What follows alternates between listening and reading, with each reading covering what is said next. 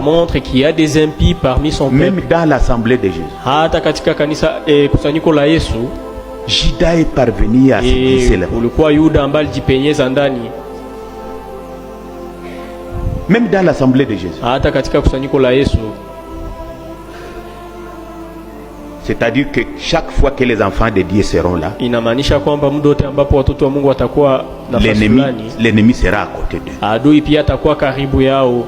Nous devons seulement garder la parole. Tunapaswa tu linda neno.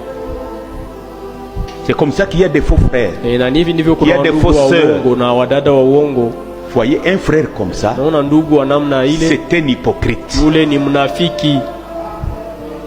Un frère doit être digne de confiance. Ndugu anapaswa kuwa wa kuaminiwa, wa kuaminika. Quand un frère vous fait confiance, wakati ndugu fulani anakuwekea matumaini, c'est à cause du Seigneur Jésus. Kwa sababu ya Bwana wetu Yesu Kristo. Vous abusez, wakati unaharibisha hiyo tumaini kuivunja, cela montre que vous n'êtes pas du royaume. Inaonesha kwamba huko mtoto wa ufalme. Comme nous l'avons suivi ici. Kama vile tuza kusikia hapa.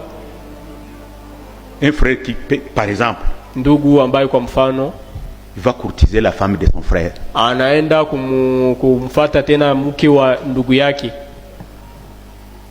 ou l'enfant du frère, ama mtoto wa ndugu, en catimini.